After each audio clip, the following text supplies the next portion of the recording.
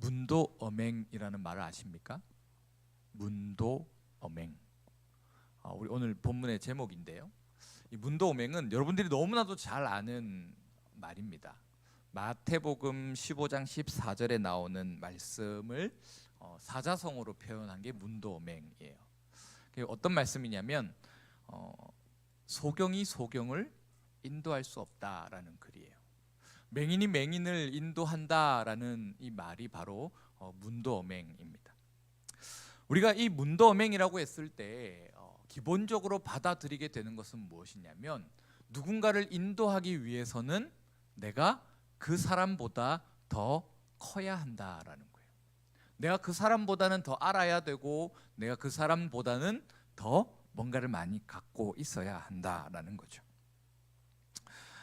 예수님께서 오늘 본문에서 니고데모를 향하여서 꾸짖으시는 그 말씀도 바로 문도어맹입니다. 오늘 본문 10절을 보면 이렇게 얘기해요. 너는 이스라엘의 선생으로서 이러한 것들을 알지 못하느냐라고 말이죠. 그러니까 지금 니고데모라는 존재는, 니고데모라는 사람은 한 사람만이 아니라 모든 유대인들의 지도자로서 그를 이끌어가야 하는 사람입니다. 그런데 예수님하고 이런저런 대화를 하다가 지금 니고데모가 전혀 이해하지 못하고 모르고 있다라는 거예요. 그 모습을 예수님께서 꾸짖으시는 거죠. 문도어맹하고 있다라고 말이죠.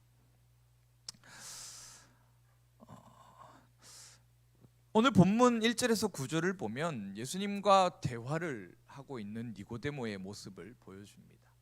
그리고 10절은 그런 니고데모가 예수님과 대화하면서 도저히 예수님하고 무슨 대화를 하는지 도통 갈피를 잡지 못하는 모습, 그러면서 예수님께서 그를 꾸짖으시는 모습을 보여주고 11절에서 21절은 예수님께서 꾸짖으시고 난 후에 니고데모를 향해서 예수님께서 어떤 말씀을 하고 계신지를 깨닫게 해주는, 그러니까 하나님께서 예수님을 왜 보내셨는가, 하나님께서 율법을 통해서 무엇을 보도록 하시는가 하는 그 참된 가르침의 장면이 나옵니다.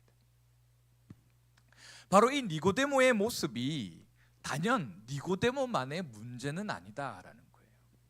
예수님께서 니고데모를 꾸짖으신 것은 이 니고데모가 유대인의 지도자라는 말을 통해서 가지는 대표성 때문입니다. 그러니까 지금 예수님께서는 이 바리새인들 전체를 꾸짖으신다라는 거예요. 바리새인들을 넘어서 유대인이라는 정체성을 가지는 모든 사람들을 향해서 예수님께서는 꾸짖고 계신다라는 거예요. 이스라엘의 선생으로서 이것도 모르느냐라고 말이죠. 자, 오늘 본문은 니고데모에 대해서 두 가지 표현을 쓰고 있습니다. 하나는 그가 언제 찾아왔는가라는 것이고, 두 번째는 그가 어떤 정체성을 가지고 있느냐라는 말입니다. 바로 밤과 유대인의 지도자다라는 말이죠. 먼저 오늘 본문 1절은 니고데모가 유대인의 지도자다라고 말합니다. 유대인의 지도자라는 말은 이 유대인이라는 말을 요한복음에서 바리새인들과 서기관들을 통용하는 말로서도 쓰기 때문에 유대인의 지도자다라는 이 말은 바리새인 중에 바리새인이다라는 말로도 볼 수 있습니다. 그러니까 바리새인들의 무리를 이끄는 지도자, 리더가 누구냐면 바로 이 니고데모라는 거죠. 그리고 또 하나의 의미는 뭐냐면 이 바리새인들이 결국 가리키고 결국 보여주고 대표하는 사람들, 이스라엘 전체를 이끌어가야 할 리더로서 이 니고데모가 자리하고 있다라는 거예요. 따라서 니고데모는 유대인들의 지도자 중에 지도자, 바리새인들의 무리 중에서도 으뜸이 되는 사람이라는 거예요. 그리고 니고데모가 바리새인들 중에 바리새인들이라는 것은, 그리고 유대인들의 리더, 선생이다라는 것은 뭐냐면 니고데모가 모든 사람보다 뛰어난 학식을 가진 사람이어야 한다라는 거예요. 바리새인들이 바리새인으로서 궁금증이 생겼을 때 누구에게 가서 물어봐야 하냐라고 했을 때 누구에게 가야 합니까? 이 니고데모에게 가야 된다라는 거예요. 선생님, 내가 율법을 읽다 보니까 이것이 이해가 되지 않습니다 라고 하면서 니고데모를 찾아가면 니고데모가 그 사람들에게 가르침을 주는 자리에 있다라는 거예요. 아, 그건 이런 의미야, 그건 이런 거야, 그건 저런 거야 라고 하면서 그렇게 가르쳐 줄 수 있는 사람이 바로 니고데모라는 거예요.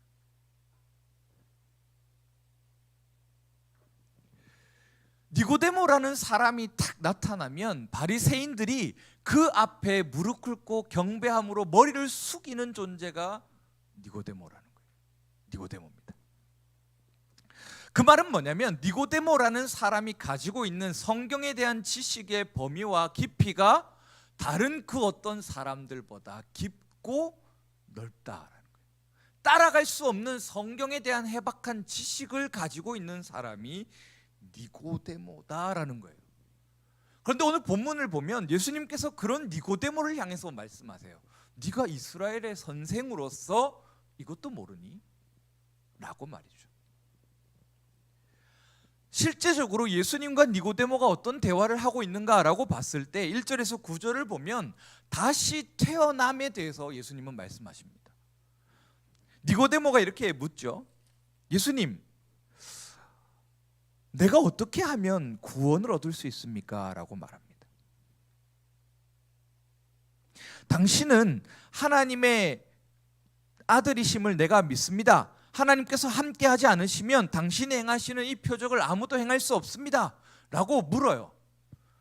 그 말은 뭐냐면 이들이 기다리고 있었던 그 기적, 당신은 내가 보니 하나님께서 보내셔서 우리를 구원할 구원자이신데 내가 그것을 어떻게 확신하고 따라갈 수 있겠습니까? 라고 물었어요. 그러자 예수님께서 대뜸 3절에 이렇게 대답하시죠. 진실로 진실로 내게 이르노니 사람이 거듭나지 아니하면 하나님의 나라를 볼 수 없느니라 라고 말이죠.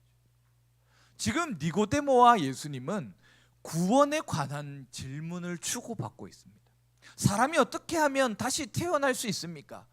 예수님의 말씀에 따라서 다시 사람이 태어나야 하는데 구원받으려면 내가 이 로마로부터 벗어나기 위해서 내가 다시 이스라엘의 정체성을 회복하고 이스라엘 백성으로서 살아가려면 구원이 필요한데 그거 어떻게 받습니까? 라고 물으니까 예수님께서 이렇게 대답하시는 거예요. 다시 태어나야 된다. 물과 성령으로 다시 태어나야 한다라고 말씀하세요. 그러니까 어떻게 다시 묻냐면 니고데모가 예수님, 아니 내가 사람이 늙었는데 어떻게 다시 태어날 수 있습니까? 라는 질문을 던지죠. 그러면서 이렇게 질문합니다. 두 번째 모태에 다시 들어갔다가 나와야 합니까? 라고 말이죠. 이 말은 뭐냐면 내가 다시 엄마의 뱃속에 들어갔다가 다시 응애 하고 태어나야 합니까? 라는 거예요. 지금 예수님과 니고데모는 같은 말을 하지만 서로 다른 입장에서 서로 다른 것을 질문하고 서로 다른 방향에서 대답을 하고 계신다라는 거예요. 예수님의 말에 따랐을 때 니고데모를 보면 니고데모는 반드시 알아차려야 했다라는 거예요. 예수님께서 다시 태어나야 된다, 물과 성령으로 거듭나야 된다라고 말씀하셨을 때 니고데모는 예수님 혹시 그게 이겁니까?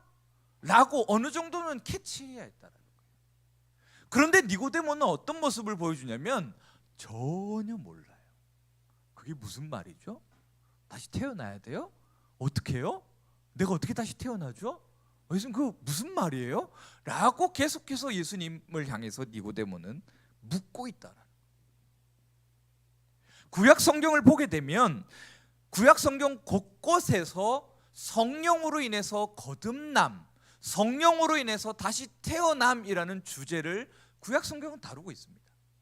그러니까 니고데모가 구약 성경에 있어서 깊이와 넓이에 있어서 다른 누구보다 잘 안다고 한다면, 바리새인들의 스승으로서 바리새인들에게 구약적인 지식을 가르치고 코치해 주는 사람이라면 니고데모는 반드시 알았어야 했다. 뭐를요?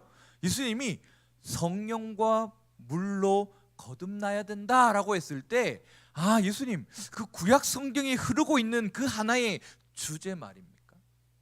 하나님의 영이 임하실 때 우리가 바뀌게 될 것, 그것을 나타내는 그 말이십니까? 라고 물었어야 한다. 이사야 44장 3절에서 4절을 보면 이렇게 기록합니다. 나는 목마른 자에게 물을 주며 마른 땅에 시내가 흐르게 하며 나의 영을 내 자손에게 나의 복을 내 후손에게 부어주리니 그들이 풀 가운데서 솟아나기를 시냇가에 버들같이 할 것이니라 라고 분명히 말하고 있어요. 이사야 59장 21절을 봐도 여호와께서 이르시되 내가 그들과 세운 나의 언약은 이러하니 곧 내 위에 있는 나의 영과 내 입에 둔 나의 말이 이제부터 영원하도록 내 입에서와 내 후손의 입에서와 내 후손의 후손의 입에서 떠나지 아니하리라 하시니라 여호와의 말씀이니라 라고 기록합니다. 구약 성경에서도 하나님의 영이 임하실 때 새롭게 되어짐이라는 이 주제를 구약 성경은 다루고 있더라고요. 특히나 니고데모가 구약 성경을 달달달달달달달 외우는 사람으로서 모를 수가 없어야 한다라는 거예요. 모르는 것이 오히려 불가능한 일이고 모르는 것이 어쩌면 있을 수 없는 일이라는 거죠. 하지만 예수님께서 구약 성경에 흐르고 있는 그 주제를 얘기하셨을 때 니고데모는 전혀 알아듣지 못하고 있다라는 거예요. 예수님 그게 무슨 말이죠? 예수님 그게 무슨 말씀이신가요?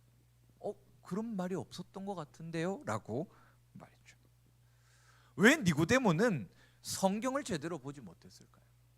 왜 구약 성경에 기록되어 있고 구약 성경에 흐르고 있는 그 개념들을 니고데모는 달달달달 외운다고 하는데 왜 그는 알지 못했을까 하는 거죠. 이것이 바리새인들이 예수님을 영접하지 못한 이유입니다. 그리고 예수님께서 바리새인들을 향해서 니고데모를 향해서 문도오맹이다라고 말씀하신 이유라는 거예요. 너희가 하나님께서 왜 율법을 주셨는지, 하나님께서 왜 너희에게 말씀을 주셔서 그 말씀대로 제사를 드리고 그 말씀대로 하나님 앞에서 순종하며 살아가게 하시는지를 너희가 모르면서 어떻게 이스라엘 백성들을 하나님 앞으로 인도하겠다라고 하느냐라는 거죠. 니고데모가 하나님의 말씀을 읽었고 외웠고 했다라고 하지만 그가 말씀을 제대로 알지 못했던 것은 다르게 말씀을 보았기 때문이다라는 거예요. 니고데모라는 그 단체는, 특정된 인물들이 속한 그 부류는요, 말씀을 이해하고 말씀이 말하는 그 그리스도를 기다리기보다는 자신들의 자리를 지키는 데 급급했던 사람이었습니다. 바리새인들은요, 나라가 망하고 나라가 실패하며 포로가 되어질 때 그들은 자신들이 가지고 있는 그 율법의 해석의 권위라는 것을 통해서 로마와 결탁했던 사람들이에요. 어쩌면 로마 사람들에게 빌붙어서 내가 이스라엘 백성들을 잘 다스릴 수 있도록 해줄 테니까 나한테 이익을 달라라고 했던 사람들이라는 거예요. 우리나라가 일본에게 빼앗기면서 모든 것을 빼앗기고 잃어버릴 때 내가 배운 사람이니까 내가 이 우리나라 사람들 설득해서 일본 사람이 되게 할 터이니 내가 가지고 있는 것을 보호해달라라고 했던 그 친일파들과 동일한 모습을 보여준 사람들. 그러니까 이 사람들은요, 성경을 성경대로 보는 게 아니고요, 하나님의 말씀을 하나님께서 말씀하신 것으로 보지 않고 그냥 하나의 기준, 지키면 끝나는 것으로 생각했다. 지키지 못하는 사람들을 향해서는 너 죄인이야 라고 하는 그 기준으로서 작용했을 뿐이라는 거예요.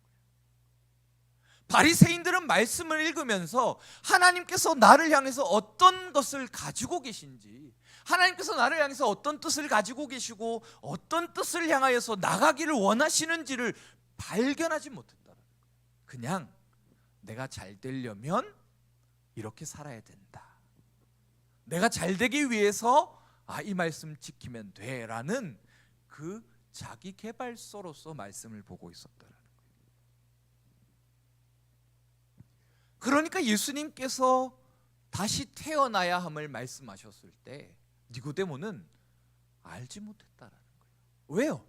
그 구약에 흐르고 있는 말씀을 읽을 때 관심이 없었기 때문이라는 거예요. 말씀은 읽고 달달달달 외우지만 그것이 나에게 어떠한 말씀으로 올 것인가, 하나님께서 나를 향하여서 어떠한 말씀을 하고 계시는가 하는 관심은 없었기 때문이라는 거예요. 어떻게 하면 내가 이걸 더 남들보다 잘 지켜서 자랑할까? 어떻게 하면 내가 이 말씀보다, 이 말씀이 말하는 것을 따라가는 것보다 내 뜻대로 좀 해석해낼까 하는 것에 더 관심이 있었기 때문이다라는 거죠. 그게 니고데모였습니다. 니고데모는 그런 사람이었어요. 그리고 오늘 본문은 그런 니고데모의 솔직한 모습을 유대인의 지도자다라는 말로 우리에게 보여주고 있다라는 거죠. 두 번째로 오늘 본문은 니고데모를 밤과 연결합니다. 니고데모가 예수님을 찾아온 시간을 우리에게 알려주는데 이렇게 기록해요. 그가 밤에 예수를 찾아왔다라고 말이죠.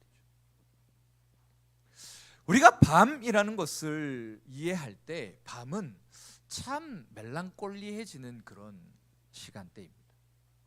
밤에 글을 쓰면요 굉장히 감정적으로 쓰여지고요, 새벽에 글을 쓰면요 굉장히 이성적으로 쓰여집니다. 이 밤이라는 시간은요 사람을 뭔가 무장해제하는 그런 시간이에요.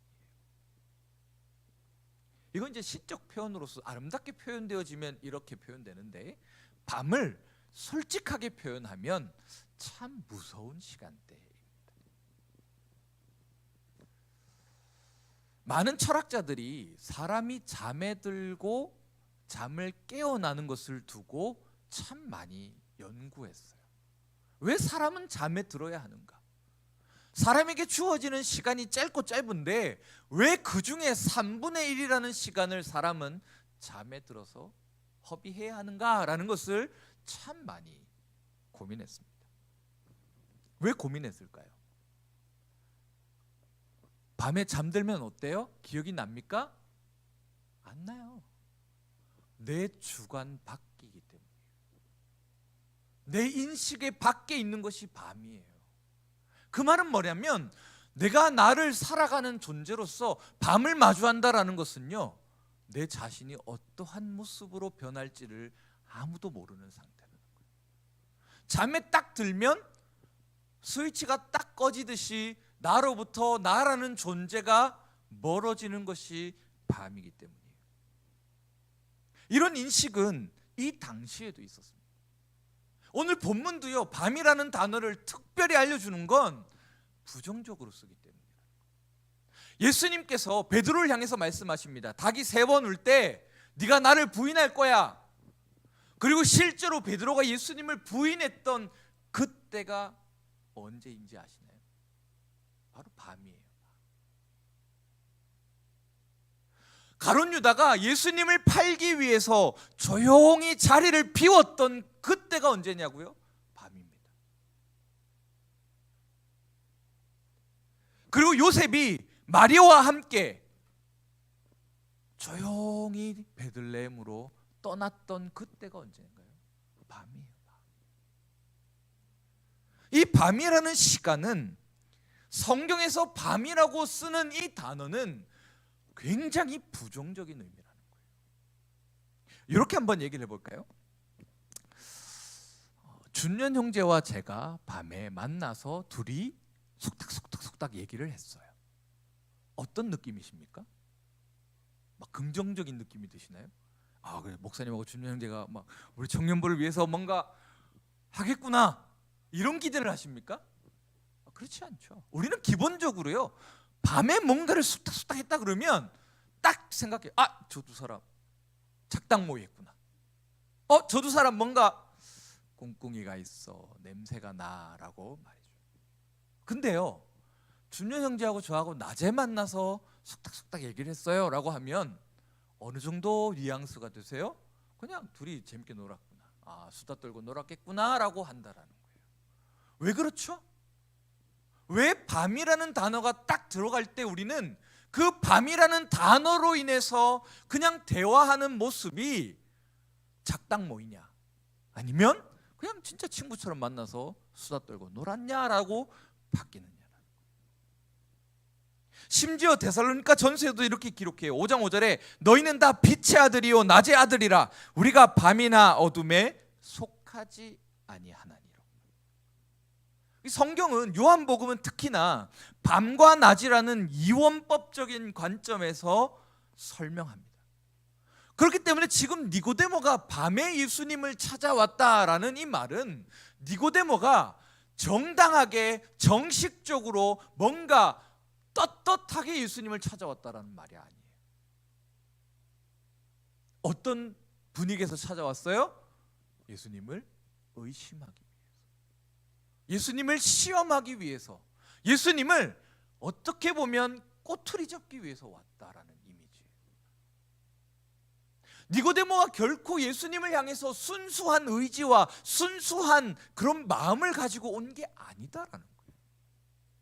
어쩌면 바리새인들이 그토록 싫어하는 예수님을 찾아오므로 니고데모는 예수님을 걸어서 예수님을 십자가에 달고 싶은 사람이었을 수도 있다. 하지만 다행인 건 오늘 본문을 통해서 쭉 살펴볼 때 니고데모는 적어도 그런 의미에서는 오진 않았다라는 것. 그럼 어떻게 왔느냐? 왜 왔느냐? 왜 니고데모는 밤에 찾아왔느냐라고 했을 때 니고데모는 자신을 향하여서 부정적인 의미로서 밤에 찾아왔다라는 거예요. 니고데모 어떤 자리에 있다라고 얘기했습니까? 탑 오브 탑. 심지어 바리새인들은 예수님을 향해서 무엇을 하는 사람들이었어요? 잡아 죽이려고 하는 사람이었어요. 어떤 결의를 했냐면요, 요한복음 9장에 가면 예수님의 옛자만 꺼내도 그 사람을 유대인으로부터 출교하는 법을 발휘해 놓은 사람들이에요. 그런데 그런 법이 발휘되어 있는 상태에서 그렇게 예수님을 싫어하는 사람들의 무리 속에서 니고데모가 예수님을 만나러 와요. 그 말은 뭐죠? 스스로 자기 자리 걷어차겠다라는 거잖아요. 스스로 나는 유대인이 되기 싫습니다라고 말하는 거잖아요. 나는 이제 유대인이 아니라 그냥 이방인이 되겠습니다라고 하는 말이잖아요.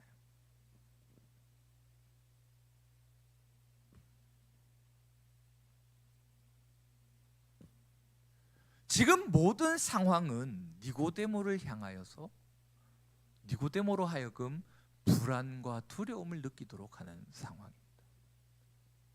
그런 가운데 니고데모가 예수님을 찾아왔어요. 언제요? 밤에.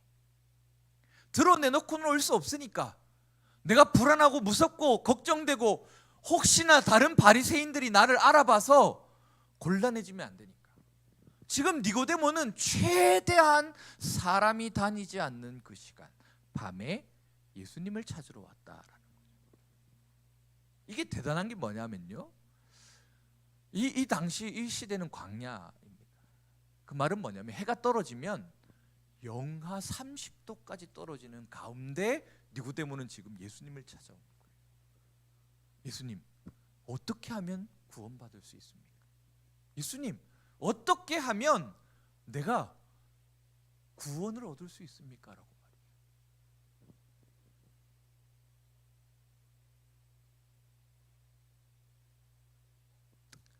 그렇게 찾아온 니고데모를 향해서 예수님은 말씀하시는 거예요. 야, 너 이스라엘 선생이면서 이것도 모르니? 지금까지 뭐 했니? 라고 말이죠. 참 야속하지 않습니까? 야속해 보이죠? 지금 니고데모는 알아야 할 것을 모르고 있는 상태. 예수님이 왔을 때 알아봐야 하고, 예수님이 오셨을 때 저분이 정말 세례 요한과 같이 참된 구원자이시다라는 것을 딱 캐치해야 되는 사람이 그걸 모르고 있다라는 거죠. 그러면서 예수님과 니고데모의 대화는 일방적인 예수님의 가르침으로 마무리되어집니다. 11절에서 21절까지 있죠. 예수님께서 니고데모를 향해서 말씀하시는 것, 11절부터 21절까지를 한 문장으로 요약하자면 뭐냐면 11절이에요. 너희가 우리의 증언을 받지 아니하는도다 라고. 예수님께서 10절에서 꾸짖으셨어요. 너 왜 모르니? 그러면서 예수님이 그를 향해서 뭐라고 대답하시냐면, 네가 모르는 이유는 이거야. 뭐요? 받지 않기 때문이다 라는 거예요.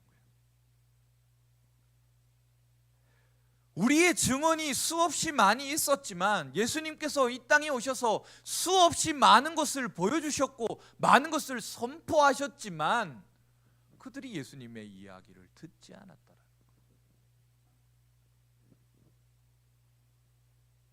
14절에서 21절에서 하나님이 율법을 주신 이유를 그들은 무시했고, 하나님이 그들 가운데 보내신 예수를 그들은 무시했으며, 하나님이 그들 가운데 비추신 빛을 그들이 듣지 않았다, 보지 않았다, 만나지 않았다라는 거예요. 하지만 니고데모는 어떤 사람이었어요? 구약 성경을 달달달달 외우는 사람이었어요.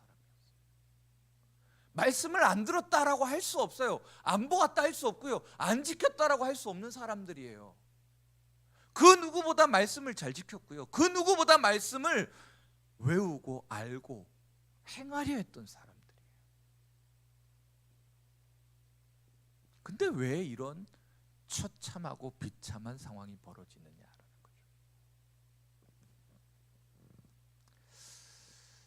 우리 신학의 흐름 속에, 지평 속에 자유주의 신학이라는 한 지평이 있습니다. 자유주의 신학으로 가게 되면 이렇게 얘기해요. 우리가 출애굽할 때 이스라엘 백성들이 어디를 건너요? 모세가 지팡이를 탁 쳤을 때 뭐가 갈라지고 뭘 지나가요? 네, 줄이자면 크게 예요. 알았어요. 네. 홍해를 건너요. 홍해가 갈라지고 홍해를 건너갑니다. 그렇죠? 그런데요, 자유주의 신학에 따르면 이스라엘 백성들은 홍해를 건넌 적이 없다. 홍해가 어느 정도냐면 여기 발목. 그 당시는 가뭄이었기 때문에 요만 그 발목까지 오는 그 도랑을 지났다라고 이렇게 얘기합니다. 그게 자유주의 신학이에요. 이 사람들은 성경을 성경대로 보지 않고요, 자기의 이성과 자기의 합리적인 사고 속에서 성경을 바라봐요. 그러다 보니까요, 성경을 어떻게 하냐면 난도질하는 거예요. 막 잘라요. 그래서 이건 성경이 아니고 이건 성경입니다 라는 구분을 정해놓습니다. 그 한 예가 바로 이 출애굽의 장면이에요. 이스라엘 백성들이 하나님께서 기적을 행하셔서 홍해를 가르셨다. 노. 이스라엘 백성들은 당시 시대적이고 문화적인 상황 속에서 환경적인 상황을 봤을 때 가뭄이었어요. 물이 요만큼 있었어요. 충분히 건너죠. 그럼 이제 더 놀라운 건 뭐냐면 거기에 누가 빠져 죽어요? 바로의 군대가 빠져 죽어요. 그거 건너가는 거예요. 기적이 아니에요. 없었어요. 그게 자유주의 신학입니다. 지금 바리새인들은 이들과 같이 성경을 보고 있다라는 거예요. 내가 보고 싶은 거, 내가 이해되는 거, 내가 받아들일 수 있는 것만을 보고 취하고 받아들였다라는 거예요. 하나님께서 말씀하시는 그 징계와 그 채찍은 따갑고 아프니까 넣어도 그게 바리새인들이었다.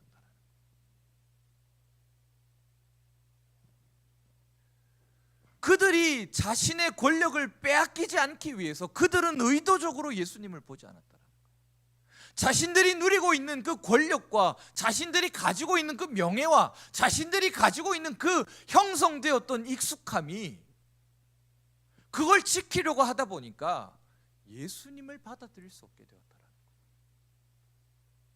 성경이 예수님을 가리키고 있는 것을 알면서도 그들은 의도적으로 듣지 않았고 보지 않았고 만나지 않았다라는 거예요.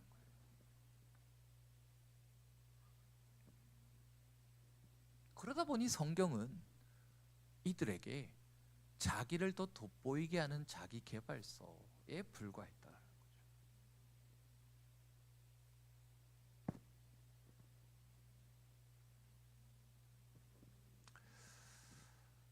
오늘 본문은 우리에게 그리고 2세대 그리스도인들에게 참 많은 것을 가르쳐 줍니다.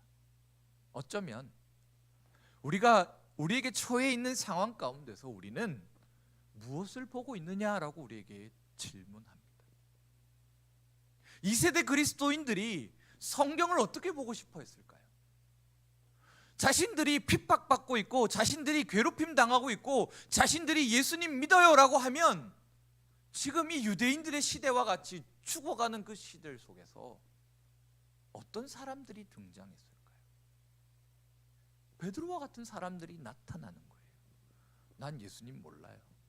난 예수님 믿지 않아요. 나는 적당히 타협하며 살아갈게요. 그렇게 살아가려고 했던 그 시대 가운데 사도 요한은 말하는 거예요. 성경을 성경되게 바라보지 않는 자. 그 니고데모의 모습과 그런 니고데모를 꾸짖으시는 예수님의 모습을 보여주고 있다라는 거예요. 어쩌면 니고데모에게 있어서 예수님을 만난다라는 것은 수치와도 같은 일이에요. 보기도 싫은 존재이고요. 왜요? 자기가 예수님을 만나는 순간 본문에 기록된 것처럼 예수님께서 자신을 꾸짖으시고 자신의 모든 민낯이 드러날 것을 니고데모도 알았을 거예요. 하지만 니고데모가 자신의 수치와 부끄러움과 자신이 당해야 할 것, 자신이 포기해야 될 것을 뒤로하고 예수님 앞에 섰을 때 니고데모는 변화됩니다. 오늘 본문이 니고데모가 밤에 예수님을 찾아왔다라고 기록해요. 그런데 예수님을 만난 후에 니고데모는 빌라도를 향하여 가서 당당하게 찾아갑니다. 왜 찾아갔을까요? 그래, 예수님 잘 죽였다. 오케이, 이제 우리의 거래는 협상이 되었고 이만 우리의 모든 일정을 정리하자, 이렇게 했을까요? 아니에요. 니고데모가 빌라도를 찾아간 이유는요, 딱 하나입니다.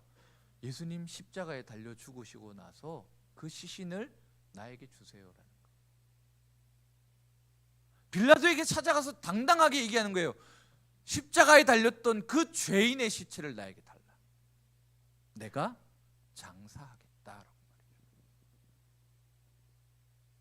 분명 밤에 찾아왔던 니고데모는 예수님을 만나면서 자신의 수치스러움과 부끄러움과 자신이 이뤄야 할 것들을 뒤로하고 예수님을 만났을 때 니고데모의 삶은 바뀌었다라는 거예요. 어떻게 바뀌었어요? 몰래 찾아왔던 사람이 당당하게 빌라도를 찾아가요. 예수님께서 십자가에 달려 죽으시면서 로마의 반역자다라는 그 낙인 찍혀 있는 시신을 자신에게 달라라고 얘기하는 거예요. 그 말은 뭐냐면요, 내가 그 예수님과 한패입니다. 나도 로마의 반역자예요. 나도 로마를 좋아하지 않아요. 나도 로마에 당당하게 맞서는 사람이에요 라고 말하는 것과 같아요.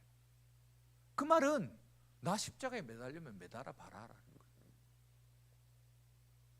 몰래 찾아왔던 니고데모가 예수님을 통해서 하나님께서 왜 이 땅에 예수님을 보내셨는지, 왜 예수 그리스도께서 이 땅에 오셔서 십자가에 죽으셔야 했고 부활하셨는가라는 그 깊은 의미를 이해하게 되었을 때 그의 삶은 당당한 모습으로 바뀌었다.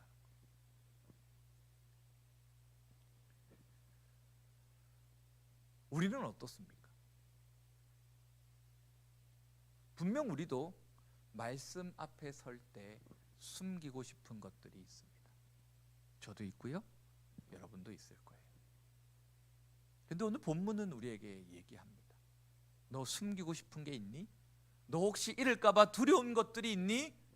내가 괜히 그리스도인입니다 라고 얘기했을 때 나에게 주어질 불합리함과 부당함과 내가 잃어야 할 것들로 인해서 두렵고 불안하니? 걱정하지 마라고 말해요. 오히려 우리가 그것 앞에 그것을 포기하고 주님의 말씀 앞에 설 때 우리는 니고데모와 같이 변할 거다라고 말해요. 이 세대 그리스도인들을 향해서도 얘기하는 거예요. 너희 지금 죽음 앞에서 너희가 경험하고 너희가 맛보았던 그 참된 진리를 모른 채 하니? 그러지 마. 그게 너희를 살리는 것이 아니야 라고. 참된 구원과 참된 생명이 어디에 있는지, 어디로부터 나오는지 그것을 따라가라 라고 말이죠.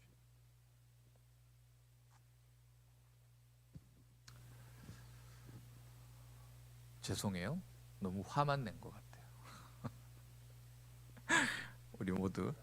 우리 모두 그런 분들이 되셨으면